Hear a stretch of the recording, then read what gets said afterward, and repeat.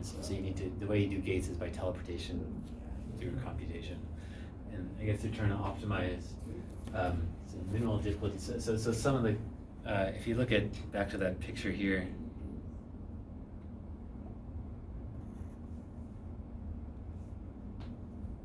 so the way you do a measurement is you open some of these gates, so you can turn on an interaction, like, so from these anyons around into these ones into this. So each of these is 2 qubits. Right now they're thinking they're only going to use one of those 2 qubits, which is a waste, but whatever. So each of these groups of 6 is 1 qubit. 1, 2, 3, 4. That's 9 qubits.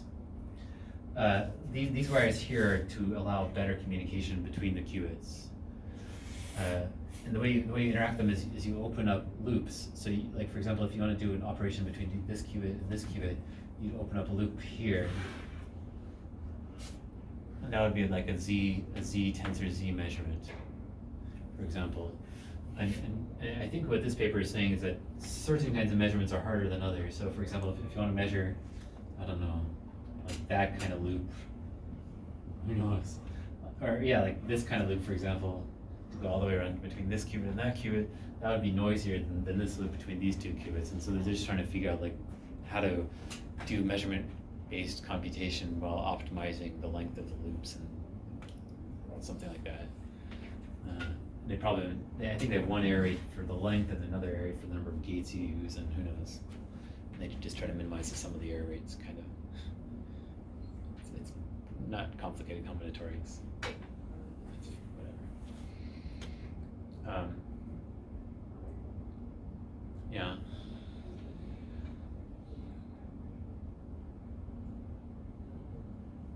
Yeah, okay. I don't know. So there's like 6 switches for each qubit? Yeah, at least. Well, there's 8 because each of these hexons, hexon because there's 6, each of these also has this little wire here. So that's not it doesn't give me another qubit, it's just for communication. Yeah, so it's 8, isn't it? Yeah. And so some of the architectures, you have more than one vertical line between them also to make communication easier. It's like planning out a city, like the roads. Yeah, and there's, I mean, it's harder than this even looks, because to do a measurement, you need some sort of, I don't know what all this stuff means. Is it a DAC or an analog to digital converter, and these kinds of things?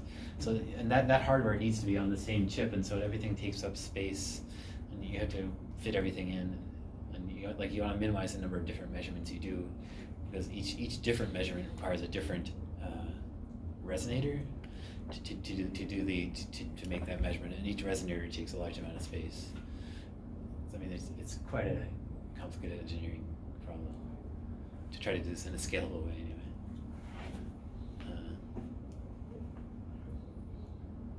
Yeah, and arguably they're doing the engineering prematurely since they don't have the basic devices set up. But who knows?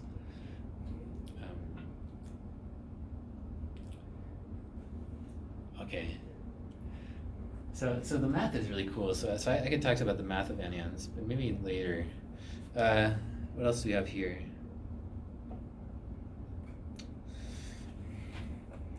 So these are just more tables. So this table says parallelism or concurrency. How many operations can you do at the same time? The maximum number of qubits.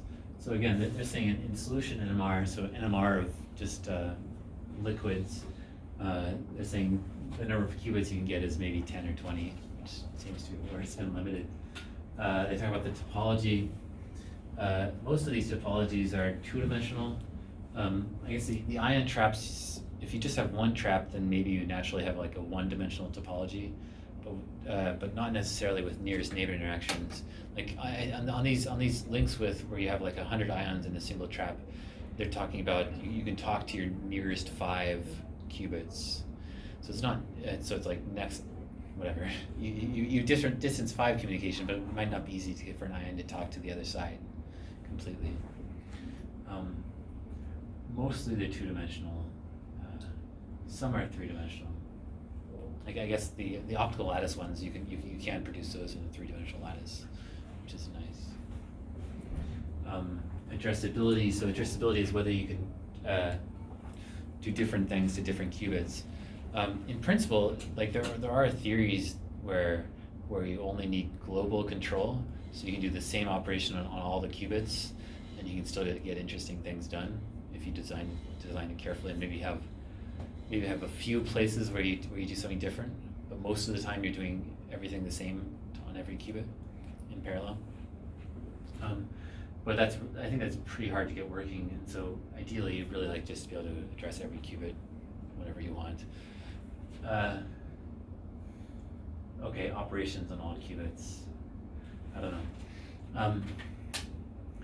I mean, there's probably there could well be a gap between what we think and what they think. What I mean is, between the theorists and the experimentalists, right? We have this nice model of quantum circuits, qubits talking to their neighbors.